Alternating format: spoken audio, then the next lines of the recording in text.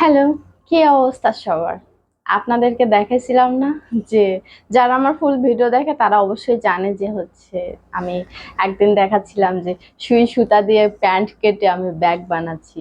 এই সেই ব্যাগ। আমি অবশেষে আমার ব্যাগটা রেডি করে ফেলেছি। আমি জানি না এখানে আদৌ বোঝা যাচ্ছে কিনা আমি হাতে সেলাই করছি। এটা সমস্ত কিছু হাতে সেলাই করা।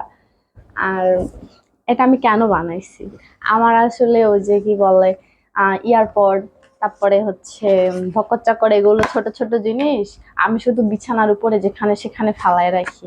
তো আমি সবসময় আসলে একটু বকাঝকাও খাই, কারণ আমি যেখানে থাকি সেখানে আমার সমস্ত কিছু থাকে। তো সেজন্য চিন্তা করলাম যে এটার একটা আলাদা জায়গা দরকার। রিং লাইট ঘরের এক কোণে রেখে দিলেই হয়ে যায়, কিন্তু এইসব ছোট ছোট জিনিস, তারপরে আরেকটা ট্রাইপড আছে, সেটা সমস্ত কিছু এখানে রাখবো। এই জন্য আমি এই ব্যাগটা সেলাই করেছিলাম।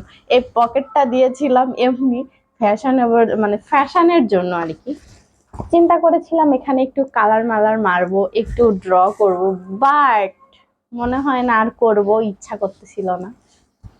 তবে ব্যাগটা কেমন হয়েছে একটু বলেন তো দেখে। আমার কাছে বেশ ভালোই লাগছে, ফার্স্ট টাইম ট্রাই। কিছুদিন আগে এটা খুব ট্রেন্ডিং এ চলতেছিল। তো আমার এই জিনিসগুলো, এটা আমি আবার চেনও লাগাইনি, ভিতরেও একটা পকেট দিয়ে রেখেছি। ওই যে প্যান্টের পিছনে যে পকেট গুলো থাকে না, ওইগুলা এটার মধ্যে এগুলো আমি ঢুকায় রাখি। আর ম্যাক্সিমাম সময় তো মানে ইয়ারপড গুলো কাজে লাগে, মানে সরি, মানে এটাকে কি বলে, মাইক্রোফোন। এই মাইক্রোফোন গুলো কাজে লাগে। তো দেখা যায় যে আমি সব সময় গুছায় না রাখতে পারলেও ছড়াই ছিটায় রাখি। এজন্য এই ব্যাগটা করেছি আমার কাজে লাগানোর জন্য। তবে আমি আরো একটা জিনিস বানাইছি, ওটা অন্য কোনো দিন দেখাই দিব।